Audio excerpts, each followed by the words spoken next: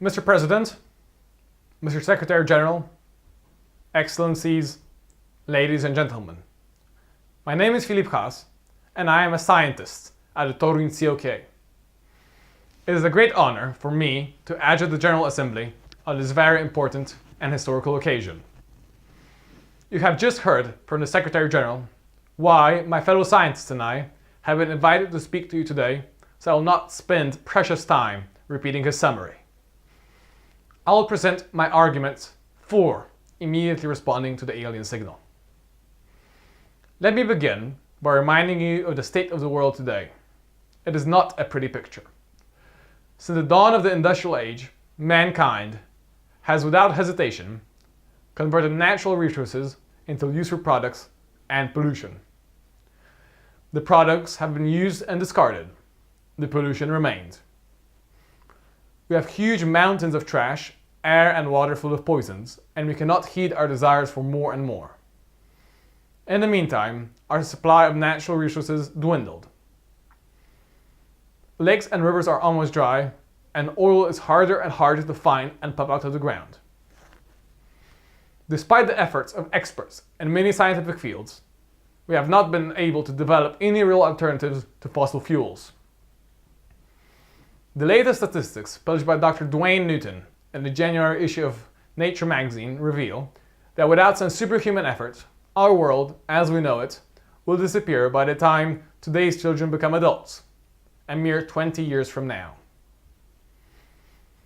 The signals we have intercepted are between scouting ships and their homeland Hevelius. These scouting ships, traveling at near light speed, will soon pass within a few billion kilometers from our solar system, close enough for them to change their course and visit Earth within a few months. We have already been able to decode their language, and it is clear that they have developed methods of converting matter directly into energy, without dangerous radiation or other harmful byproducts. With the power from these amazing reactors, we could not only control our machines here on Earth, but also colonize other celestial bodies, the Moon, Mars, and maybe even Pluto. If anyone in this room has cancer, or has a loved one with cancer, they know that over the last few decades, medical science has been at a standstill. Huge investments have been made, and scientists have worked very hard to find the cures for many diseases plaguing humanity. All of these efforts have been futile. We simply do not have the intelligence to make further progress.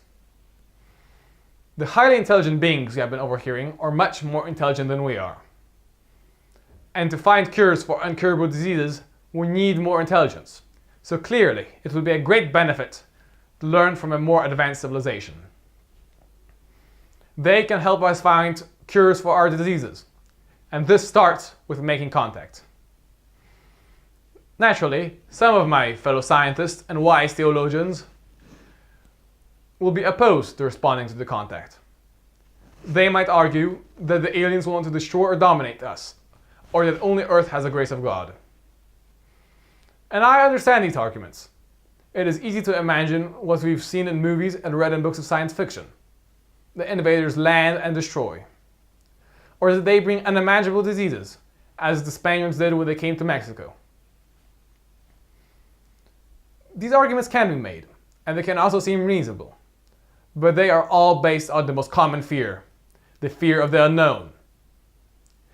The argument for contact is based on the near certainty of the demise of humanity if something drastic does not change the course we have been on for hundreds of years.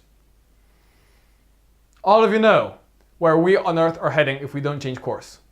All of you know of the horrors which await us and our children in the not-so-distant future. All of us know that things need to change, but they are not changing. By initiating contact with the aliens, we can make this change of course and save our world. So, I implore you to vote for hope of our rescue and against fear.